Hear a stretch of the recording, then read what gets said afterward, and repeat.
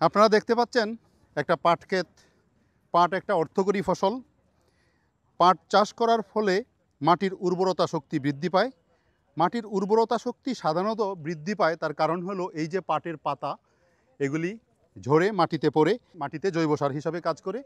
এছাড়া পাট গাছ যেহেতু এই ভূমিটাকে ছেয়ে দেয়, ফলে দেখা যায় যে এখানে আগাছা জন্মে কম।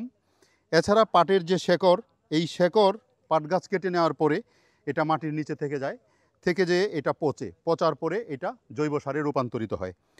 সুতরাং পাট চাষ করার পর সেই জমিতে যদি পরবর্তী বছর ধান চাষ করেন তাহলে ধানের ফলন বেড়ে যায়। তার কারণ হলো এই যে পাটের পাতা এবং পাটের যে শেকড়, পাটের যে কেটে নেওয়ার পরে গোড়াটা মাটির নিচে থেকে যায়, এটা পচে মাটিতে জৈব সার হিসাবে কাজ করে।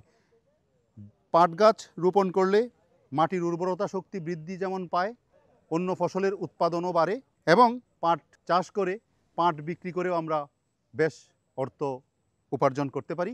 এবং আমাদের দেশে দৈনন্দিন জীবনে পাটের গুরুত্ব অপরিসীম। বিশেষ করে এই পাট থেকে কাপড়, সুতা, দড়ি, বিভিন্ন রকমের নিত্য প্রয়োজনীয় দ্রব্যাদি তৈরি করা হয়, যা কিনা অর্থনীতিতে একটা গুরুত্বপূর্ণ ভূমিকা রাখে। এছাড়া বাংলাদেশের অর্থকরী ফসল হিসাবে পাটকে সোনালী আঁশ বলা হয়।